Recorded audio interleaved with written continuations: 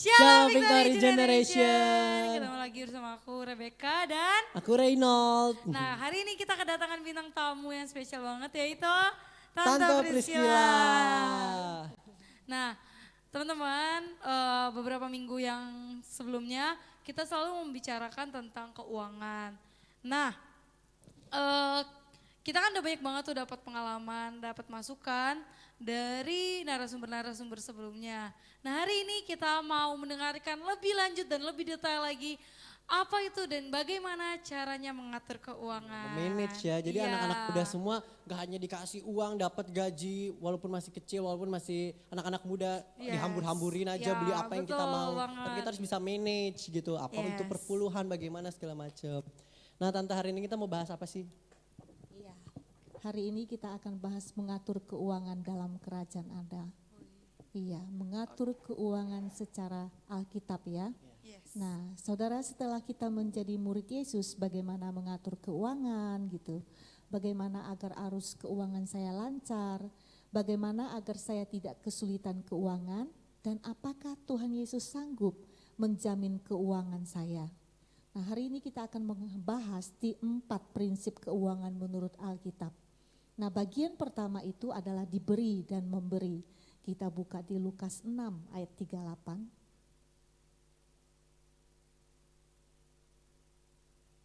Lukas 6 ayat 38. Lukas 6 ayat 38. Iya. Lukas 6 ayat 38, berilah dan kamu akan diberi suatu takaran yang baik, yang dipadatkan, yang digoncang, dan yang tumpah keluar akan dicurahkan ke dalam ribaanmu. Sebab ukuran yang kamu pakai untuk mengukur akan diukurkan kepadamu. Iya, Amin. baik.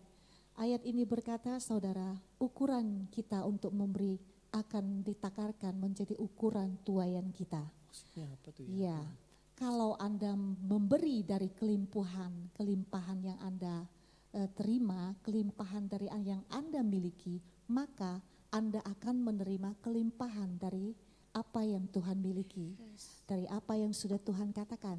Jika sebaliknya Anda memberi sedikit dari apa yang Tuhan miliki gitu, dan Tuhan sudah memberikan dan kamu memberi sedikit dari apa yang kamu miliki, dan Tuhan akan memberi sedikit juga dari yang Tuhan miliki. Jadi ukuran takaran ini mengatakan bahwa ukuran kelimpahan yang akan diukurkan kepadamu adalah tangan kamu sendiri. Kalau kamu beri banyak, kamu diberi banyak. Kalau kamu memberi sedikit, ya kamu diberi sedikit, seperti itu. Nah, ada 3 prinsip ketika kita memberi. Pertama, diberi. Kalau kita memberi, kita akan diberi oleh Tuhan. Itulah rahasia terus mengalir, berkat itu terus mengalir dalam kehidupan kita. Oleh karena itu, setiap kita jangan pelit-pelit sama pekerjaan Tuhan, seperti itu. Nah, yang kedua, prinsip kedua ketika kita memberi adalah menikmati. Ketika kita memberi, kita akan menikmati berkat dari Tuhan. Tapi harus dengan bijak, jangan boros. Artinya kita harus bisa mendahulukan kebutuhan kita yang mendasar daripada keinginan-keinginan kita. Nah, apa itu kebutuhan mendasar? Ya seperti kebutuhan kita setiap hari yang kita butuhkan di rumah, ada beras, makanan, listrik yang harus dibayar gitu kan, air pump yang harus dibayar, uang sekolah kalian, uang kuliah yang harus dibayar. Itu kebutuhan-kebutuhan mendasar yang harus kita penuhi. Sedangkan keinginan itu adalah hal yang masih bisa ditunda, yang tidak mendesak, sepertinya pengen beli motor, nah itu masih bisa ditunda. Pengen beli emas, itu masih bisa ditunda.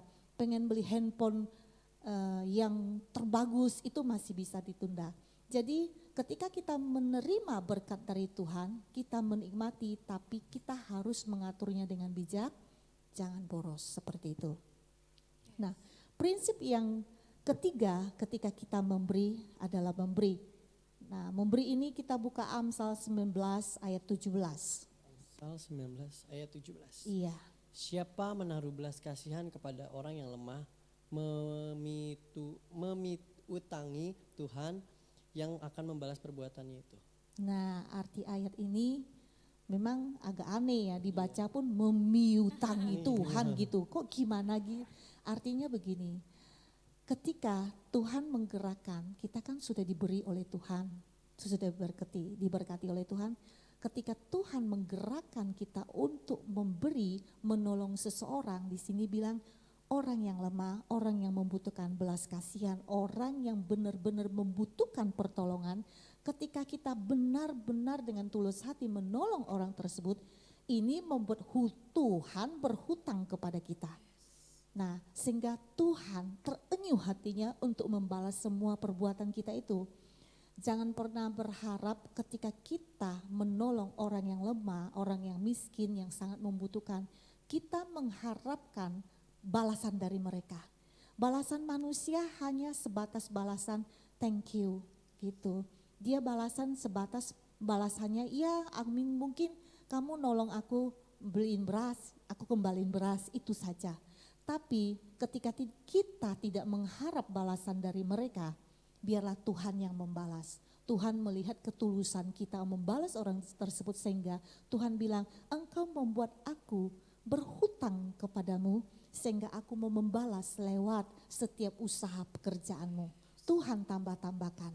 Jadi enggak sih, bukan duit terus Tuhan kembalikan blek jatuh dari surga, enggak gitu kan.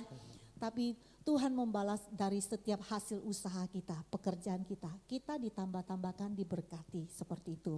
Berarti kita emang harus bekerja dan berusaha dan juga berdoa ya Tante. Ya benar, Jangan cuma seperti berdoa itu. Iya. terus minta-minta aja, Tuhan mana Tuhan, tapi diam aja gitu kan. Ada kadang-kadang ada orang, gue udah doa tapi kok gak datang-datang. Ya Iya. ngapain doa terus, ada dong kerjanya gitu. Iya, betul. seperti itu. Ada timbal baliknya. Yes. Nah, prinsip yang kedua yaitu menurut keuangan menurut Alkitab ini, yang kedua menabur menuai. Coba kita buka di 2 Korintus 9 ayat 6 sampai 8. 2 Korintus 9 ayat 6 sampai 8. Camkanlah ini, orang yang menabur sedikit akan menuai sedikit juga, dan orang yang menabur banyak akan menuai banyak juga.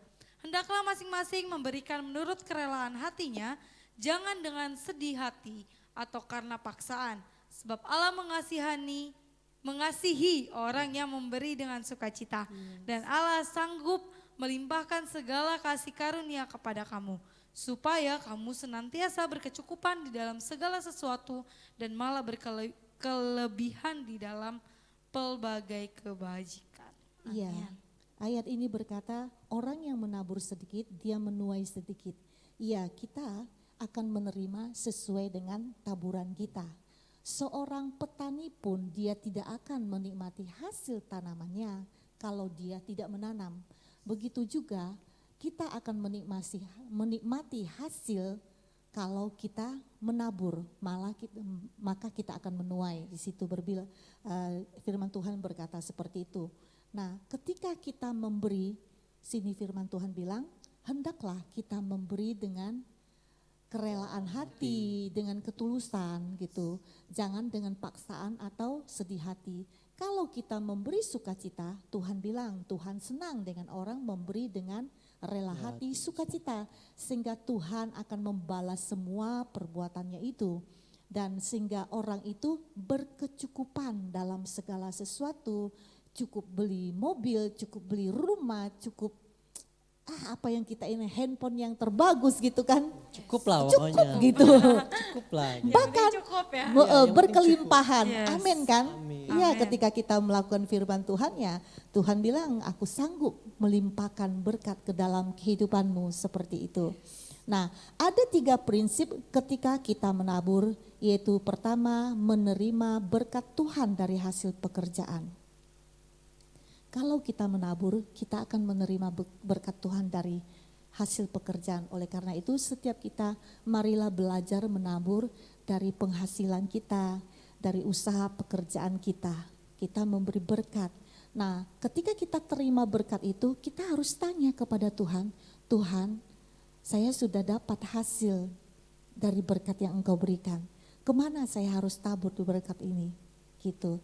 Jadi kita harus tanya Tuhan, kemana berkat ini harus kita bawa, sehingga setiap persembahan, pemberian kita bawa itu membuahkan hasil dan bermanfaat bagi orang yang benar-benar membutuhkan. Sehingga pemberian kita pun berbuah dan kita pun yang kena dampak daripada pemberian kita. Ya. Yang kedua, prinsip yang kedua ketika kita menabur berkat persepuluhan. Kita buka di Amsal 3 ayat 9 sampai 10. Amsal 3 ayat 9 sampai 10. Oke. Muliakanlah Tuhan dengan hartamu dan dengan hasil pertama dari segala penghasilanmu, maka lumbung-lumbungmu akan diisi penuh sampai melimpah-limpah, dan bejana pemerahanmu akan meluap dengan air buah anggurnya. Nah, kan kita tadi sudah diberkati lewat usaha kita, lewat penghasilan dari gaji kita. Nah, Tuhan bilang di sini, berikanlah persepuluhanmu dari seluruh penghasilan Anda, seperti itu.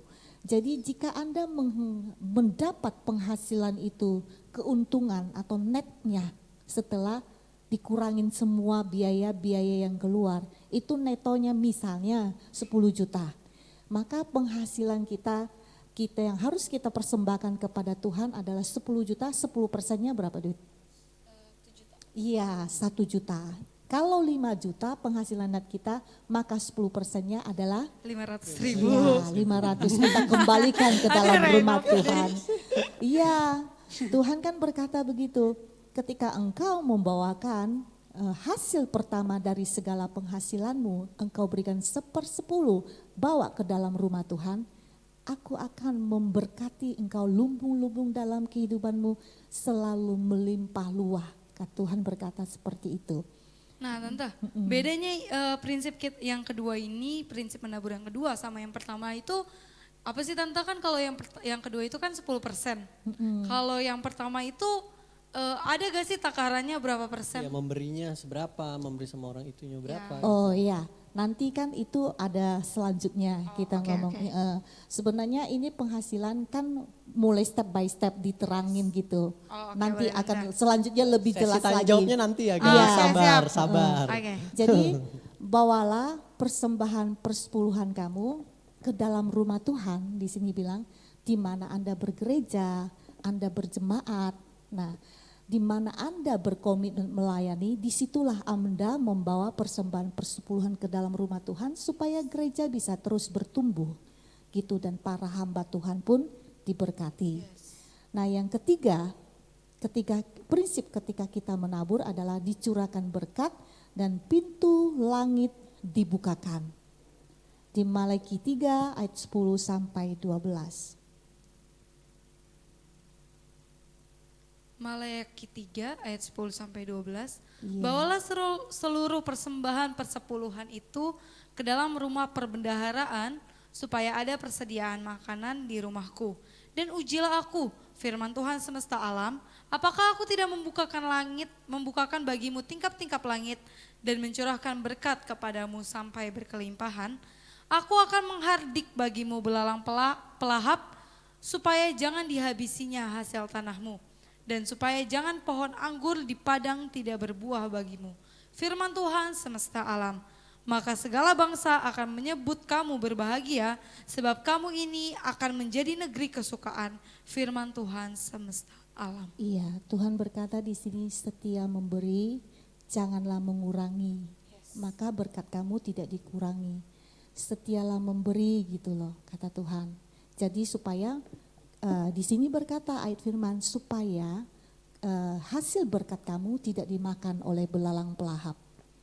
Nah, saudara, dulu saya mulai benar-benar ketika umur saya 35 tahunan, saya benar-benar baru bertobat gitu ya. Nah, di situ saya mulai belajar memberikan perpuluhan. Nah, ketika saya memberikan perpuluhan, bukan di tengah berkat yang besar, tapi saya memberikan di dalam kekurangan saya.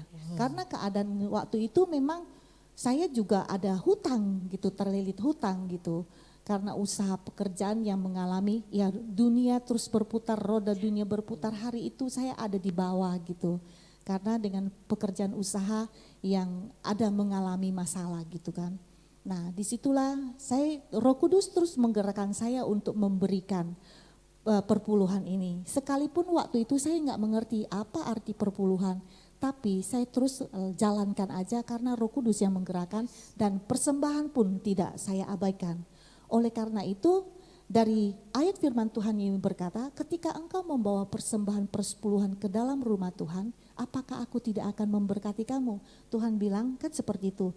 Akhirnya saya menikmati hasil apa yang hari itu saya kerjakan dan hari-hari ini saya terus merasakan berkat Tuhan seperti itu. Nah, terus apa itu arti persembahan? Persembahan itu adalah benih-benih yang kita taburkan. Persembahan yang kita taburkan itu seperti di ibadah raya 1, 2, 3 di youth gitu, di men, victory woman. Nah itulah persembahan yang kita taburkan, ya, benih-benih yang kita taburkan. Nah apa itu belalang pelahap? Belalang pelahap itu adalah pagar yang memagari persembahan kita supaya tidak dimakan oleh belalang pelahap. Nah apa itu belalang pelahap? Segala sakit penyakit, penderitaan, kecelakaan, roh maut, roh pencabut nyawa, segala kemiskinan, kebangkrutan, kemelaratan, kerugian, kegagalan, itu adalah belalang pelahap.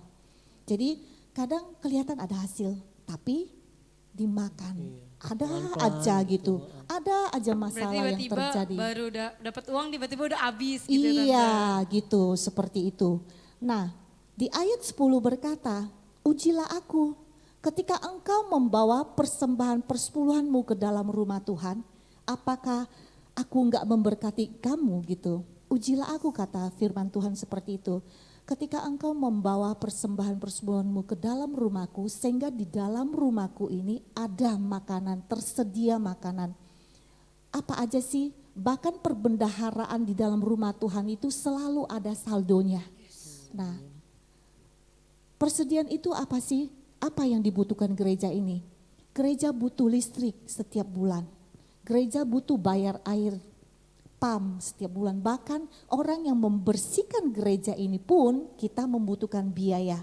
Nah segala sound, elektronik yang makin hari makin hebat untuk tim multimedia, itu kita membutuhkan biaya yang besar sekali.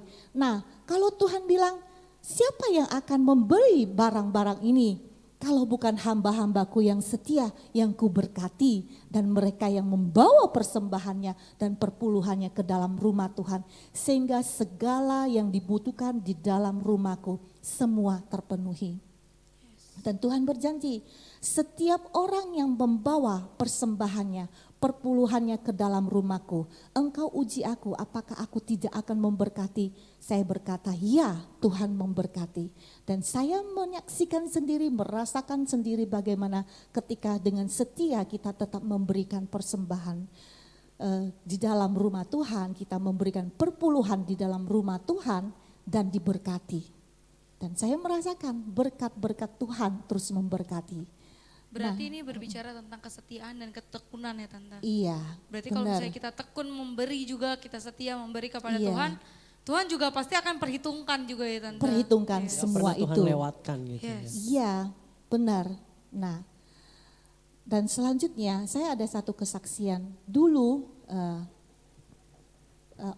Om Yo itu kalau bekerja P7, pergi pagi, pulang pagi. Udah itu pendapatannya pas-pasan mulu setiap hari. Nah kami menjalani hari-hari seperti itu gitu loh. Sekalipun hari Minggu kami pakai buat kerja, takut kekurangan makan, tapi tetap pas-pasan. Tidak ada yang berkelebihan. Gak ada yang bisa ditabung gitu loh. Selalu kayaknya pas aja gitu.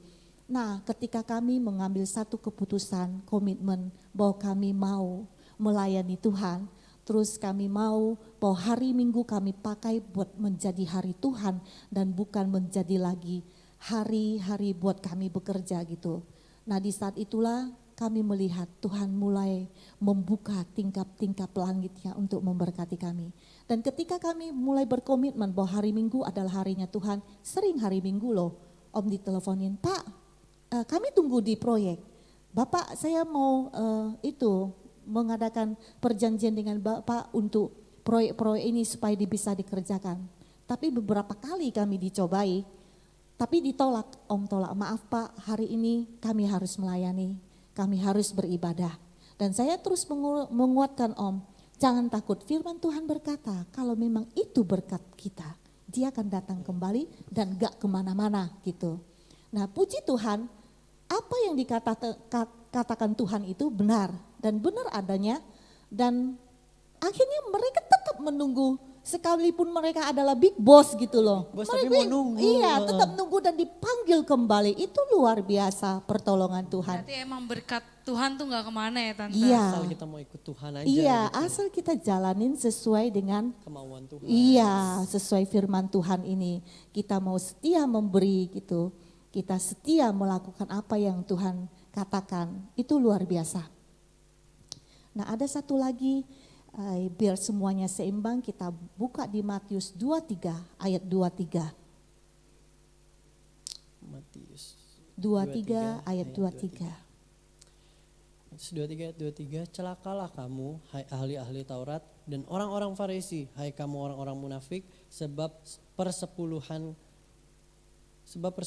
dari selasih, adas, manis dan jintan kamu bayar, tetapi yang penting dalam hukum Taurat kamu abaikan, yaitu keadilan dan belas kasihan dan kesetiaan.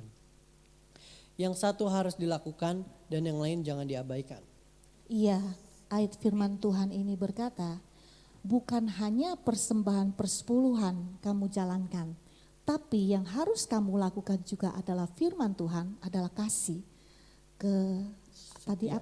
Kesetiaan, belas kasihan, keadilan. Itu yang satu kita lakukan, yang lain jangan diabaikan. Artinya bahwa persembahan persepuluhan ini dengan kasih itu harus seimbang gitu maksud Tuhan. Jadi banyak orang terkadang kan, iya aku kan diberkati. Yang penting saya kan udah bawa dong persembahan persepuluhan ke rumah Tuhan, saya nggak melayani nggak apa-apa dong. Yang penting kan gue udah sumbang AC, ya udah. Yang penting kan saya diberkati, saya ada sumbang lah dikit-dikit gitu. Ada sebagian orang, saya nggak mau lah melayani, nggak mau berkorban, nggak mau capek gitu kan, ada orang seperti itu. Yang penting beri aja deh. Beri aja deh gitu. Nggak bisa. Tuhan berkata, firman Tuhan hari ini menasihati kita. Kita sebagai anak sudah mendapatkan hak kita, yaitu menikmati berkat Tuhan. Maka sebagai anak punya kewajiban, yaitu untuk menjalankan apa yang Tuhan suruh, yaitu melayani Tuhan. Amin. Memang firman Tuhan berkata, ladang sudah menguning dan siap dituai, tapi kita kekurangan penuainya. Siapakah dia penuai itu? Adalah kita, ya, anak-anak Tuhan.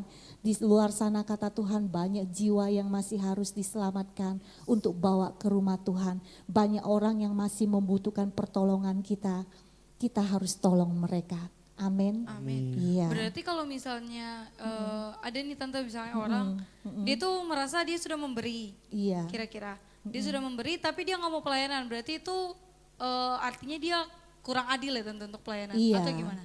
Iya, tetap dia belum mengerti sesungguhnya arti firman Tuhan. Oke. Nah, tetap orang yang sekalipun dia memberi persembahan persepuluhannya, tapi dia nggak mau tahu, tetap dia akan mengalami kepincangan, tidak ada keseimbangan.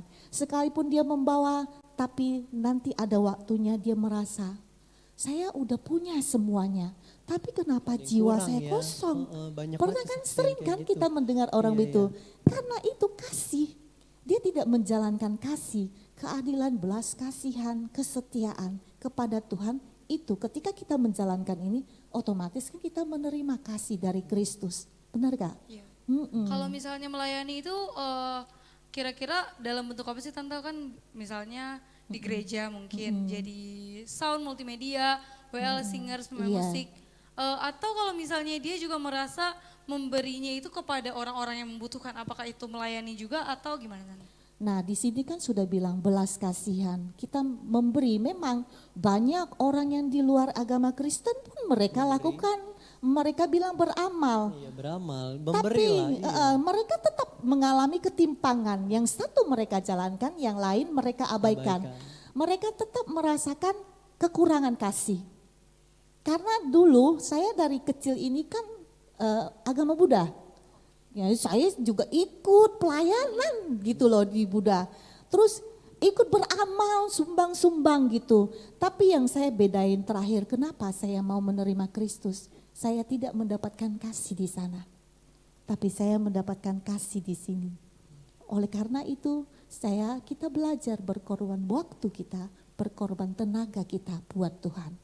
Imbang di luar, imbang di dalam juga. Benar, Gitu. Imbang iya. dalam kasih Tuhan, imbang dalam kelimpahan kita gitu. Kayak aku Iya. nangkepnya gini, kayak anak sama bapak sih. Kalau misalnya seorang bapak udah kasih sesuatu ke anaknya, anaknya pasti harus melakukan kewajiban sama bapaknya gitu. Iya. Anaknya pasti memandang bapaknya, oh karena ini papaku, aku mau kerjain bikin dia kopi, kayak bikinin dia Iya. ambil dia minum atau apa segala macam. Itu kayak kita ke Tuhan Yesus gitu. Kita memberikan, kan Tuhan Yesus udah beri itu, kita anggap oh ini bapakku yang sebenarnya, aku mau kasih pelayanan ini, aku mau ngerjain ini buat Iya. Tuhan gitu sih kalau aku tangkapnya. Iya, kalau Eca bagaimana tanggapan Eca tentang yang prinsip kedua tabur menuai ini? Kalau menurut aku sih kalau untuk menabur dan menuai, kalau pikirannya sih kalau misalnya kita menuai biji jagung pasti kita akan menuai jagung itu sendiri. Iya. Kan gak mungkin kan kalau kita menuai biji jagung yang keluar wortel kan gak mungkin. Jadi kalau misalnya kita menabur kebaikan pasti akan dibalas sama Tuhan berkali-kali lipat. Amin. Iya benar. Kalau Eno yang dirasakan apa sih selama ini tabur tuai ini gitu kira-kira? Kalau aku sih lebih ke dalam kesusahan kita juga harus menabur apa segala macam, tapi menabur itu nggak sekedar menabur akan kayak uang berkat, tapi Iya. menabur juga kayak hati kita. Kalau misalnya kita udah ada belas kasihan itu sama orang, artinya kita udah Iya. tahu oh kita harus ngapain gitu kan. Kadang banyak orang tuh yang udah ada terenyuh hatinya, aduh kasihan banget orang ini, tapi dia malah ayo udah deh bukan urusan gua gitu, bukan urusan aku. Jadi mereka abain itu, justru menurut aku hal yang harus kita perhatikan gitu loh. Harus diperhatikan karena kita perlu untuk mementingkan kehidupan luar kita seperti apa, untuk kita bekerja selalu. Tapi buat apa kalau luarnya bagus dalamnya enggak gitu. Kayak misalnya apel aja, kalau misalnya apel oh ini bagus banget, tapi pas kita potong itu busuk semua, itu buat apa gitu. Jadi menurut aku kita kasih dulu hati kita buat Tuhan, kita pelayanan dulu buat Tuhan, terus kita nabur kasih itu buat Tuhan apa segala macam, baru pasti Tuhan berkati itu. Pada saat Tuhan berkati itu baru kita menabur gitu loh. Berarti kayak yang di ini ya, yang di Matius ya, tentang yang carilah dulu kerajaan Kerajaan Allah. Allah makan semuanya akan ditambahkan Yes. itu. Benar. Nah, kita masuk di bagian ketiga, mengatur dan memanfaatkan di Lukas 16 ayat 10 sampai 12. Wah ini kayak anak-anak muda menunggu saat-saat ini nih, gimana cara mengaturnya sih Tante? Lukas Iya. 16. Lukas 16 ayat 10 sampai 12 ya. Lukas 16 ayat 10. Barang siapa setia dalam perkara-perkara kecil, ia setia juga dalam perkara-perkara besar. Dan barang siapa tidak benar dalam perkara-perkara kecil, ia tidak benar juga dalam perkara-perkara besar. Jadi jikalau kamu tidak setia dalam hal mamon yang tidak jujur, siapakah yang akan mempercayakan kepadamu harta yang sesungguhnya? Dan jikalau kamu tidak setia dalam harta orang lain, siapakah yang akan menyerahkan hartamu sendiri kepadamu? Iya. Amin. Iya. Ayat ini berkata bahwa setiap kita itu harus setia dalam perkara-perkara kecil. Kita juga harus setia dalam kesetiaan, kejujuran kita, apalagi dalam hal keuangan juga. Kita harus setia gitu loh. Berarti setia ini berbicara tentang tanggung jawab ya Tante? Iya benar, tanggung jawab yang kecil, perkara kecil itu adalah tanggung jawab kecil. Nah kita harus setia dalam perkara kecil dan juga setia dalam hal-hal yang tentang keuangan juga. Justru dalam hal kecil inilah ketika kita setia, kita akan dipercayakan hal yang besar seperti itu. Nah kalau kita enggak setia, di sini ayat 11 berkata, kalau kamu enggak setia dalam hal mamon, bagaimana mau dipercayakan hal yang besar kepada kamu? Misalnya contohnya orang kita bekerja di satu perusahaan, kita dipercayakan memegang keuangan, kas keuangan, tapi enggak setia, nanti uang dicatat, buka bon sendiri, Korupsi dibohong-bohong, lah.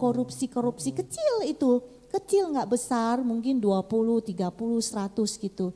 Nah itu perkara kecil, setia hal kecil yang dikasih tanggung jawab, tapi itu mereka nggak setia. Tuhan tahu, artinya ya nggak dipercayakan lagi yang lebih besar. Sadar Bagaimana diri dalam 1 juta kamu nggak mampu untuk dipercayakan, bagaimana saya mau mempercayakan kamu 10 juta, apalagi sampai 100 juta, nggak mungkin gitu Tuhan Tapi berkata. ada orang yang berpikir kalau ini bisnis Tante. Katanya kalau misalnya ini adalah cara juga untuk mencari uang. Itu kira-kira gimana Tante? Apakah itu halal atau enggak sebenarnya?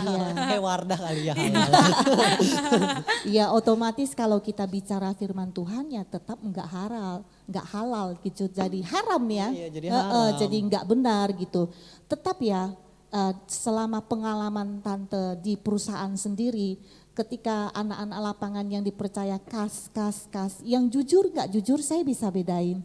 Nah yang nggak jujur tetap saya akan genjot duitnya, kasnya, jangan kasih dia banyak-banyak. Karena dia akan memikirkan hal-hal yang nggak baik gitu.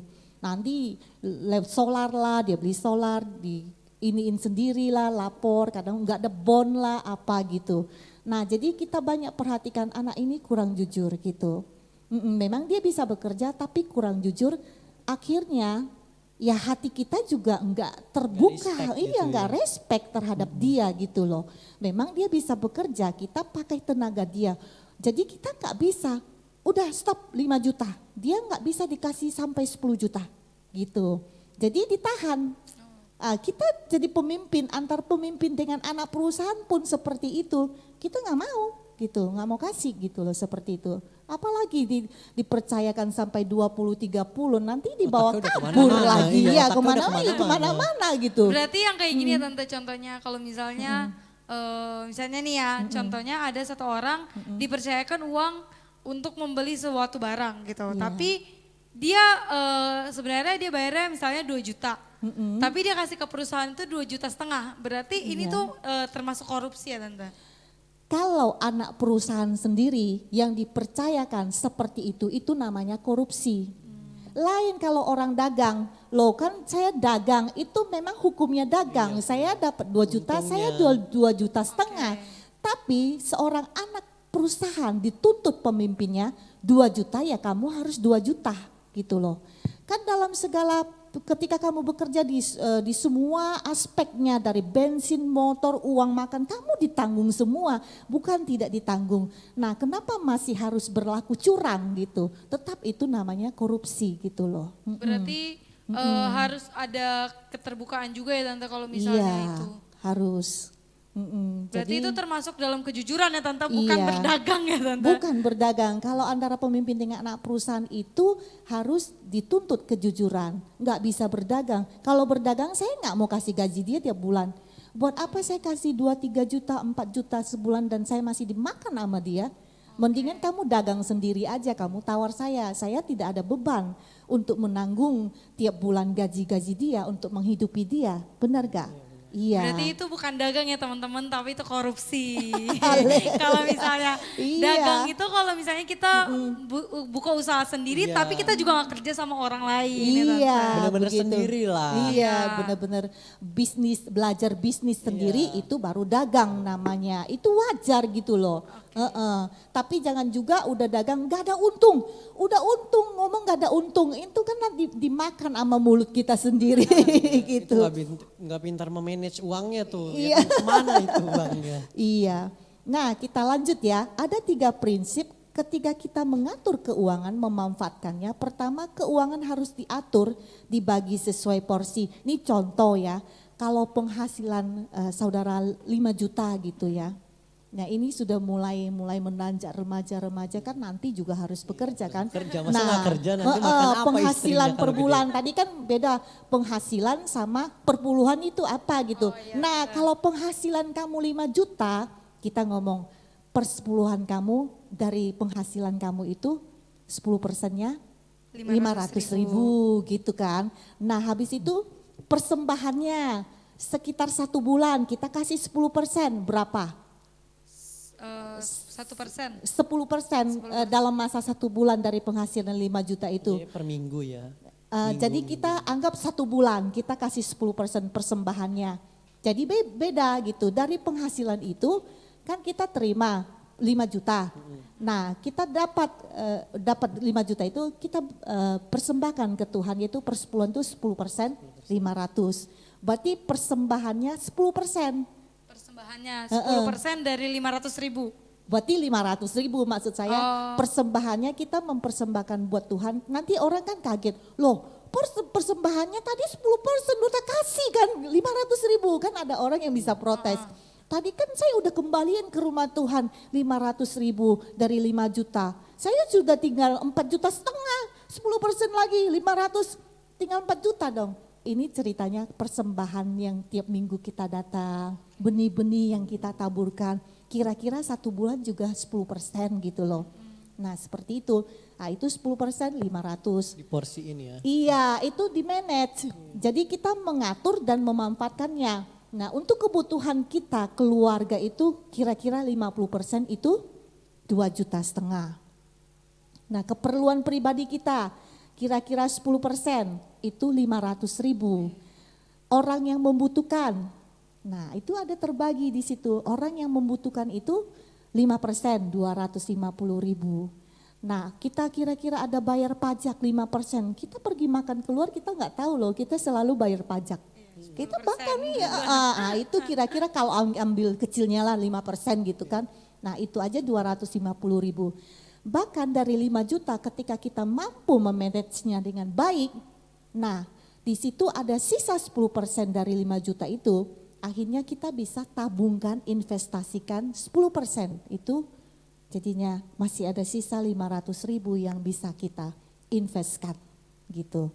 Seperti itu. Kira-kira itu gimana sih Tan? Maksudnya mungkin mereka masih tabungan. Jadi invest itu uang yang lebih di kita. Nah investasi itu bisa berupa kita tabung deposito. Bisa juga kita ikut, kayak ada ini saudara saya kan dia punya uang lebih. Saya tanya, kamu mau nggak ikut menginvestasikan dana kamu? Oh iya saya mau karena saya punya 100 juta di bank. Di bank kasih saya 0, sekian persen per bulan. Itu paling berapa ribu? 200.000. Sedangkan kalau dia 100 juta dia taruh di perusahaan saya dan saya pakai buat bekerja. Saya bilang kalau investasi 1 bulan dari 100 juta, saya kasih 1,5%. Nah 1 bulan saudara saya yang invest ke tempat saya bekerja, itu saya kasih 150.000. Nah ada beberapa saudara saya anggap ketika kamu menginvestasikan uangmu ke dalam ke perusahaan dia menolong saya juga menolong dia. Nah modal yang dia punya itu saya pakai jadi modal untuk berjalannya perusahaan proyek-proyek yang sedang berjalan. Nah setiap bulan mereka dapat, ada yang 1,5 juta, ada yang 1,950.000, tergantung dia mau invest berapa. Tapi ketika kita berani menerima investasi mereka ke dalam perusahaan kita, kita harus mampu memanagenya dengan baik. Karena ini keuangan yang orang percayakan pada kita, benar gak? Betul. Nah kita harus hati-hati dan kita tetap juga harus setia membayar investasinya yang bunganya yang 1,5% itu tiap bulan kita store ke dalam rekening mereka gitu. Jadi mereka merasakan, oh uang saya 100 juta, 200 juta ini ada hasil. Gak hanya uang aja, jadi gitu guys. Bisa diterima dari Tante Pris ini gitu. Tapi kita juga harus pintar-pintar ya Tante. Iya. Kita harus pintar-pintar untuk investasi juga kan ke orangnya. Iya harus Iya, hati-hati. harus Hati-hati nanti ditipu lagi. Iya, ya. betul. Salah-salah. Bahkan ada yang kadang saudara sendiri juga bisa menipu ya Tante. Iya benar. Jadi lebih baik kalau kita mau investasi, kalau Lihat menurut aku, iya benar kita harus lihat dulu asal usul perusahaannya kayak gimana ya Benar. Tante. PT apa segala macem, cek-cek semua lah gitu ya. Iya, Itu memang harus hati-hati karena kalau ketika perusahaan itu goyang malah bisa nggak kembali kan. yes. Kayak Jadi sekarang kan banyak Tante yang nggak kembali kan iya. karena pandemi ini kan pasti bahaya banyak sekali. banget ya. Banyak aja yang Iya. investasi tapi uangnya nggak tahu kemana Iya gitu. itu bahaya sekali. Jadi kita harus berhati-hati. Memang benar Rebecca. Jadi dalam hal investasi ini jangan sembarang investasi ditawarin nanti bisa berbunga, masa 100 juta bisa kembali 50 juta, 100 juta nanti berbuah 100 juta, ada juga ludes. Iya, kalau saya sudah bilang saya sebulan cuma bisa 1,5%, 1 bulan cuma 150, karena tidak bisa melebihi itu karena besar, apalagi nanti 1 M dia kasih ke ke kita. Nah 1 bulan saya harus kembali 150 juta. Itu besar, kalau perusahaan kita, proyek kita tidak menghasilkan uang tersebut, itu bisa menggoncangkan perusahaan kita, bisa goyang gitu. Jadi kita harus hati-hati dalam hal demikian gitu. Berarti ini tadi berbicara tentang tanggung jawab juga ya Tante? Iya benar, iya tetap tanggung jawab, kejujuran, kesetiaan itu sangat dibutuhkan. Nah disiplin mengatur yang kedua yaitu disiplin mengatur tidak boros. Kalau memang uang kamu itu 5 juta, ya sudah itu saja yang kamu olah. Jangan sampai misalnya 5 juta itu kan dalam sebulan contohnya. Nah itu aja yang kita olah, jangan sampai melewati batas 5 juta itu. Nah sebelum 1 bulan bisa lebih 7 juta, itu uang dari mana 2 juta? Nah, iya. Itu kan artinya di sini bilang kamu akan disusahkan dalam hal mamon ini kalau kamu nggak jujur dengan keuangan. Nah ini seperti ini, kita dipercayakan Tuhan 5 juta, kamu nggak mampu mengolah malah kepake jadi 7 juta, itu namanya nggak mampu dipercayakan dengan hal besar. Hal mamon sendiri punya yang saya taruh 5 juta kamu nggak mampu mengaturnya, bagaimana saya mempercayakan mamon yang besar. Aduh 100 juta kamu pakai sampai 200. Bagaimana dengan 1 M, dengan 10 M gitu. Kelabakan nanti mau bayar pakai apa gitu loh. Hutang sana sini. Nah Tante mau cerita. Tante dulu umur sekitar 20 tahun lebih saya sudah mulai belajar merintis kerja sembako. Saya kerja di pembukuan itu, accounting di distributor Maspion 8 tahun di bagian accounting. Nah akhirnya saya karena punya anak pertama saya berhenti dan saya membuka warung. Nah di warung dari awal saya meniti kerjaan warung itu, sehari itu paling saya dapat 750.000, paling saya dapat 500. Kalau 10% sehari 7,5 omsetnya, 10%-nya berapa duit? 750 doang omsetnya, berarti 75.000. Ya, 75.000. Nah kalau seandainya kadang kan bisa dapat 500.000, berarti sehari itu omsetnya 500, berarti saya dapat 10%-nya 50.000. Nah itu 50, kelihatannya kecil. Sehari 75, kita hitung yang 75, 10 hari udah 750.000. Kalau 20 hari 7,5 tambah 7,5 1,5. Iya, kalau 30 hari. Berapa tuh Rena? Nah, 2.250.000. Iya. Iya. Nah, itu kita harus mampu menghitungnya seperti itu. Jadi kita setia mengolah dalam ini keuangan yang kecil ini. Enggak apa-apa, enggak jadi masalah kalau kita tetap setia mengolahnya. Nah, ada orang bilang, Ci ini kan paling ya dapat 350 lah sehari omsetnya 500. Saya enggak pusing dengan omongan orang. Tapi saya terus perkirakan 50, kalau 50 sehari 1 bulan saya bisa dapat 30 hari itu 1,5 juta. Apalagi 75.000, 750 berarti dikali 3 jadi 2.250 1 bulan kan. Nah saudara tahu waktu itu hasil om itu kan kira-kira cuma 2,5 juta. Nah tante juga harus mulai otak ini berpikir, saya harus memanage dengan baik uang yang dipercayakan 2,5 juta. Saya sehari untuk mengolah keuangan keluarga saya 50.000, saya cukupkan itu. Nah kalau sehari 50.000 berarti 1 bulan itu saya butuh 1,5 juta. Dari gaji yang dia kasih itu masih sisa 1 juta. Nah yang 2.250 udah saya simpan dan 1 juta ini saya simpan. Jadi 1 bulan saya mendapatkan hasil, saya bisa menabung itu 3.750.000.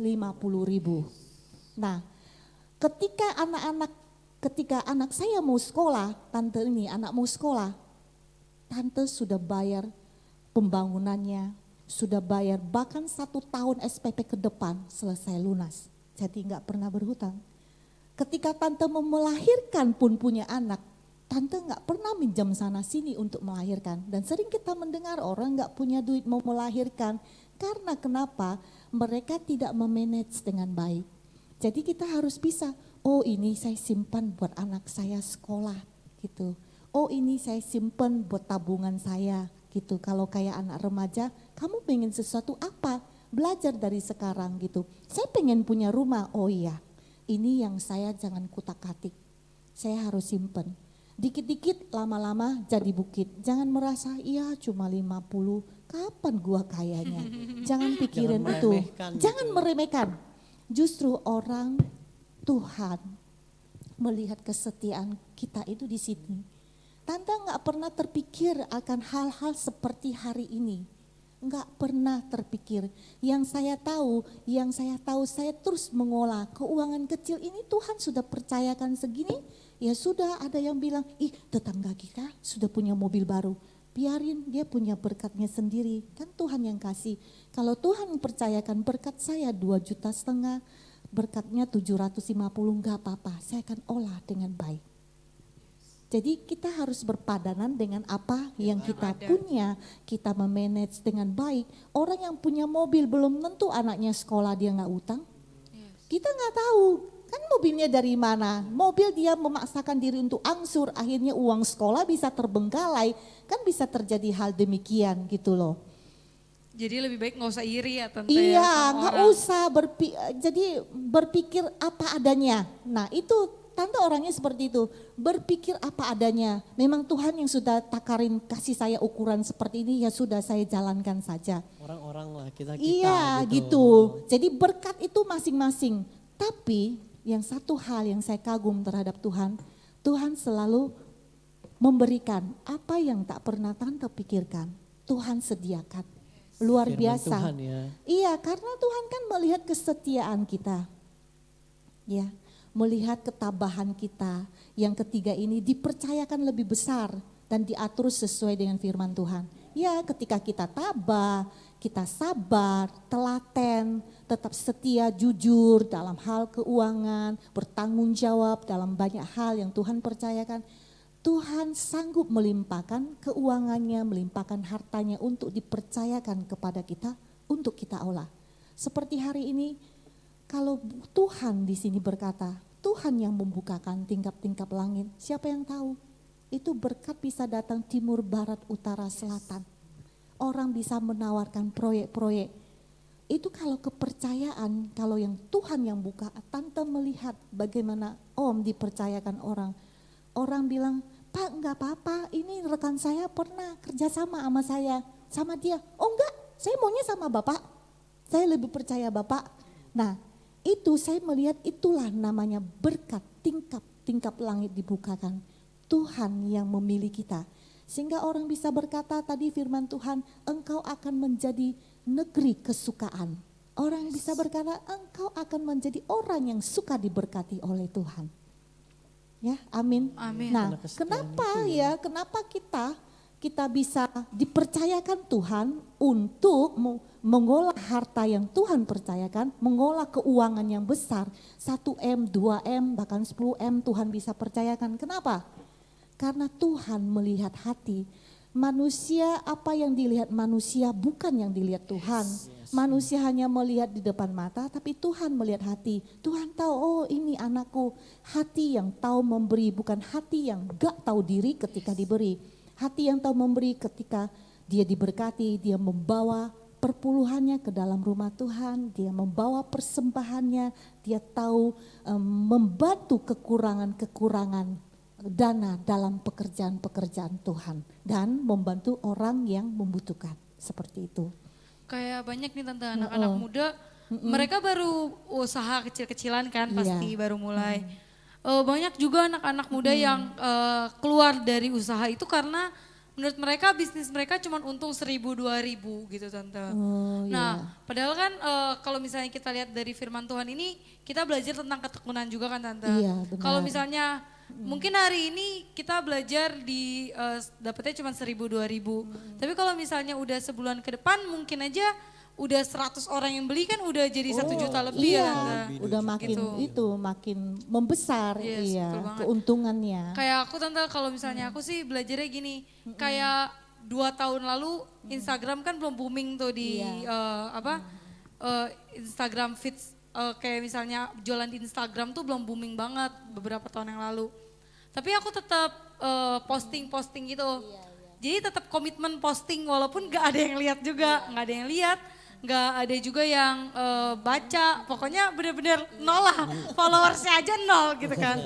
Tapi 3 tahun kemudian, tahun ini baru menuainya tante. Jadi puji Tuhan banget. Tuhan. Jadi di saat pandemi kayak gini, usahaku juga tetap ada aja gitu ordernya karena dari dulu setia gitu tante. Amin. Jadi emang kita belajar tentang kesetiaan sih tante kalau misalnya soal Iya. bisnis dan keuangan juga tetap harus setia ya tante. Benar.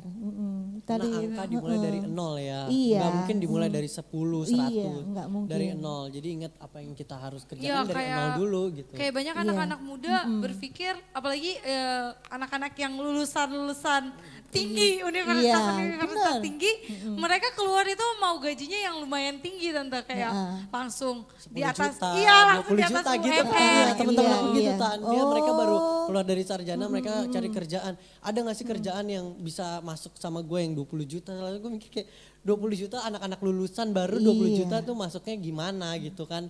Banyak orang yang langsung aja mau yang udah 50 juta lulusan pariwisata, teman-teman aku tuh pada pariwisata, mereka cari yang perhotelan gitu. Iya, iya. Perhotelan pengennya langsung dapat 50 juta, 100 juta, terus aku ngomong kayak emang dapat, maksudnya kan Iya, baru gitu. Aku iya. pikirnya kalau perhotelan tuh kan harus dari bawah gitu kan. Dari bawah, Dari nggak bisa. ada housekeeping dulu, Iya. baru nanti diangkat dia jadi manajer baru dari housekeeping, Iya. manajer cooking bisa juga. Jadi Benar. aku selalu ngomong sama mereka kayak kenapa harus cari yang manajer dulu, kenapa nggak cari yang dari bawah Dari dulu bawah. baru ke atas gitu. Tapi ya itu kan pribadi orang-orang, kita nggak tahu. Jadi Benar. menurut aku kenapa nggak nikmatin dulu prosesnya yang ada gitu.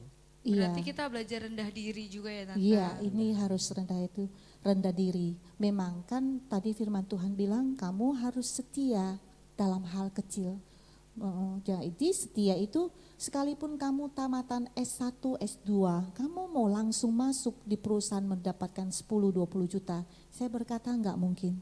Kalau kamu enggak punya pengalaman yang meyakinkan, prestasi kerja kamu enggak ada, cuma pelajaran kamu bawa, enggak dapat, enggak ada.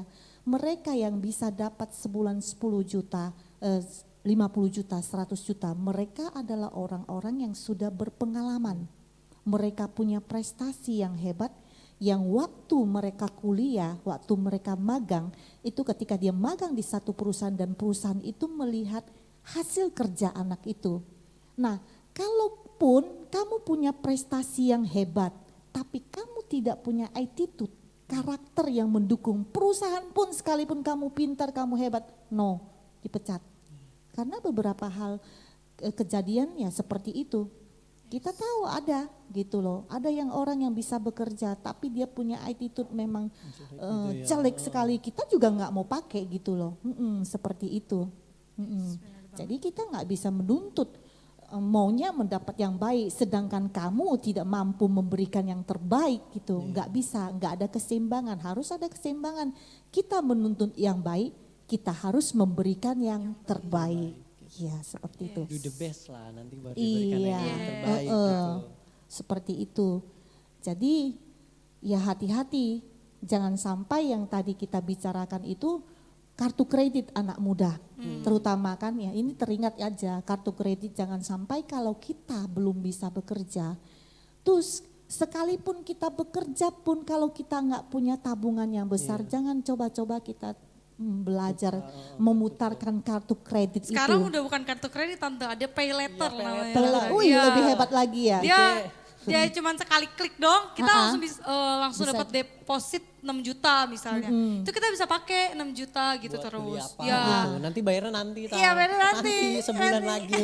Tapi Tapi gimana kan kalau tetap sebulan? kayak kartu kredit Iya, jadinya mirip Tante. mirip Cuman sama kan kartu aja. kredit kan lebih ribet kan Tante. Iya, Ada orang yang terpercaya. Kalau ini Iya. benar-benar Diklik langsung aja iya. ya. HP doang. Oh, Iya, anak makanya. muda lebih hebat, lebih ngerti. Iya, Jadi makanya. harus berhati-hati dalam hal ini. Jangan sampai kita kelilit hutang dengan hal yang sedemikian rupa. Ini tetap kan namanya hutang. Yes, ini balik Kemana-mana lagi ya Tante. hutang. Kayak gaya hidup kita juga ya Tante. Iya benar. Benar. Mm-mm. Kalau gaya hidup kita uang kita pas-pasan tapi gaya hidup kita glamor gitu kan. Iya. Kita kan Itu udah bahaya. Anak-anak zaman sekarang tuh Iya. parah Banyak banget kayak banget gitu. tuh di Instagram.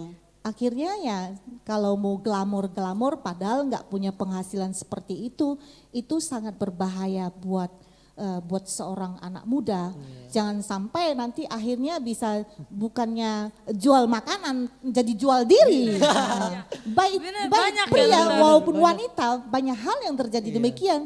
Jadi kita harus baik hati-hati dan memegang firman Tuhan ini yang membuat kita jangan terlalu berambisi, gua harus sekarang, baru belasan tahun udah mau ambisi, mau seperti dia yang sudah 50-60 tahun. Enggak, tapi kamu kan enggak melihat bagaimana masa dia Prosesnya menanjak dia. proses. Kayak tante sekarang, kamu kan enggak lihat bagaimana kami dari bawah merangkak ke atas gitu. Bagaimana step by step pertolongan Tuhan, bagaimana kami diolah karakter kami juga. Bukan hanya tentang bagaimana kami harus mengolah keuangan itu, tapi karakter pribadi kita pun harus seimbang gitu loh dengan segala prestasi yang ada gitu. berarti takaran kita jangan disamakan dengan takaran orang ya. Iya benar gitu loh. Jadi ya jangan suka iri juga, ya benar. Berarti harus selalu lebih baik merasa Positive bersyukur thinking aja. lah. Iya bersyukur, positive thinking. Yes. Nah kita membahas bagian yang keempat, mengusahakan dan bekerja. Jika Anda mau menerima berkat Tuhan, maka Anda harus bekerja lebih baik lagi menjadi pengusaha. Nah kenapa kita harus bekerja? Yang pertama karena Bapak kita pengusaha. Kita didukung dengan ayat-ayat yang di sini ya. Yohanes 15 ayat 1, Yohanes 5 ayat 17. 15 ayat 1. Akulah pokok anggur yang benar dan Bapakkulah pengusahanya. Yohanes 5 ayat 17. 5 ayat 17. Yohanes 5 ayat 17. Tetapi ia berkata kepada mereka, Bapakku bekerja sampai sekarang, maka aku pun bekerja. Wah, Iya. Tuhan aja bekerja ya Tan. Makanya Bekerja. kenapa kita harus bekerja? Karena ayat-ayat inilah yang dikeluarkan supaya mendukung bahwa setiap kita harus bekerja. Karena Bapak kita pun seorang pengusaha. Kenapa Anda harus menjadi pengusaha? Kenapa Anda harus jadi pengusaha? Karena Bapak kita aja seorang pengusaha dan dia pun bekerja sampai sekarang. Oleh karena itu setiap kita harus bekerja. Yes. Kita masuk lagi yang kedua, kenapa kita harus bekerja? Rasul Paulus pengusaha. Kisah 18 ayat 3.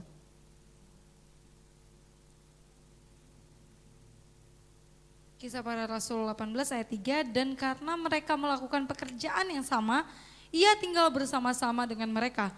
Mereka bekerja bersama-sama karena mereka sama-sama tukang kemah. Iya, kita lanjut lagi yang kisah 20 ayat 34.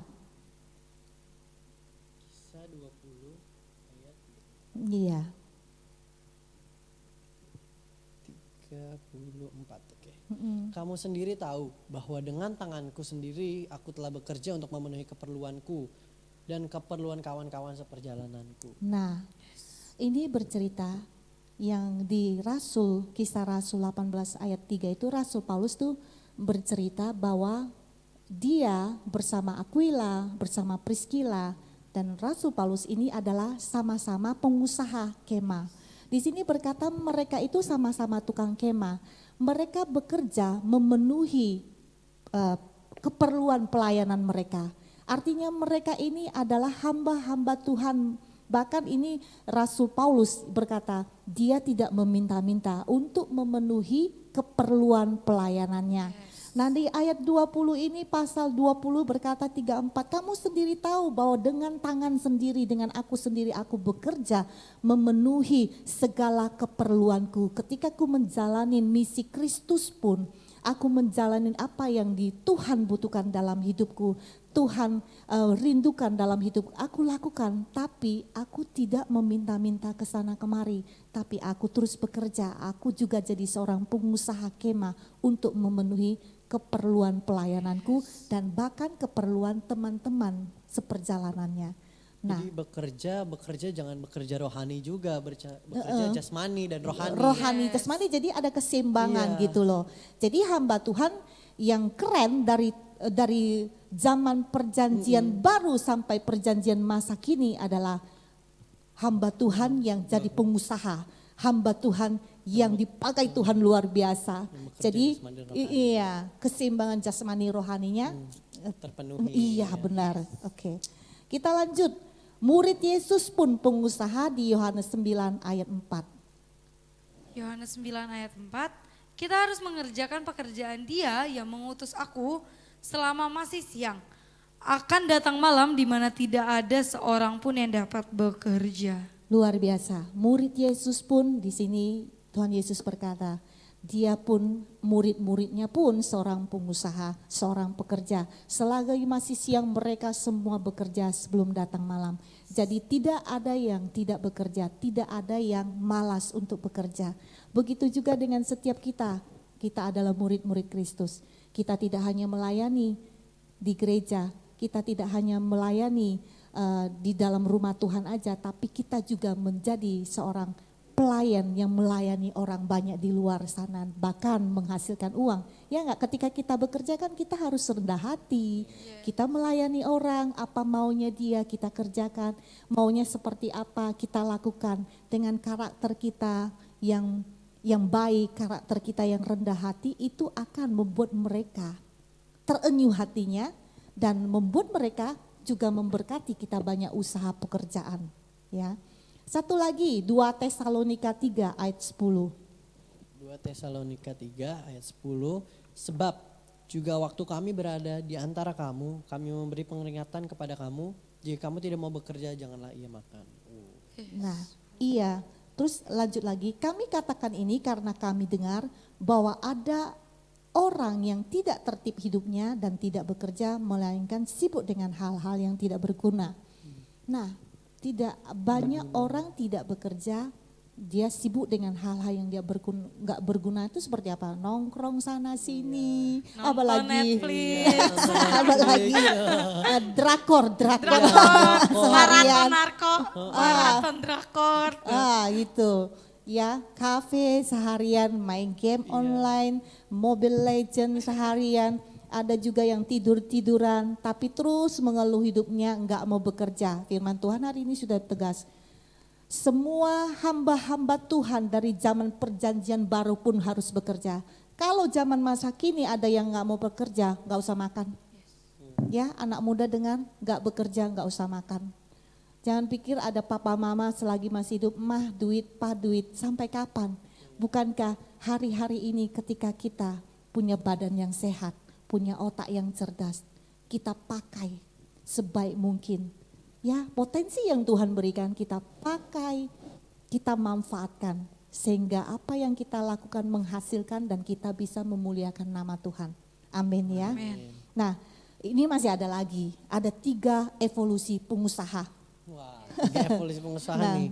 Jadi sebagai anak-anak muda kita harus pintar-pintar nih. Iya. Mendengarkan ini tiap hari aja, nanti lama-lama kita bisa mengerti nih kalau Iya, belum mengerti. evolusi itu artinya adalah perubahan yang secara bertahap, secara berangsur-angsur mengalami perubahan ke arah yang lebih baik. Nah, pertama, evolusi yang pertama itu kita belajar bekerja di umur berapa tahun, 3 tahun aja kita sudah harus belajar kan, dari TK, playgroup itu sampai umur belasan tahun di situ kita belajar matematika, belajar IPA, pembukuan, bahasa asing. Nah ketika kita masuk umur ketika 20 tahun lebih, pastinya kita sudah mulai bekerja ya. Eca pun udah mulai merasakan, sudah mulai bekerja. Nah di tahap kedua kita mulai belajar usaha sendiri itu ketika kita sudah mencapai umur 30 tahun merintis usaha itu. Pertama kita mulai bekerja waktu umur 25 tahunan kita sudah mulai belajar bekerja dulu. Mungkin sama orang tua dulu. Nah, sekitar di tahap kedua kita mulai belajar usaha sendiri, merintis usaha sendiri itu sekitar umur 30 tahunan lah. Mungkin ada yang di masa mudanya sudah merintis ya, karena mereka adalah seorang pekerja, mereka yang diberkati memang hebat. Tapi kalau proses-proses evolusi ini ya sekitar 30 tahun.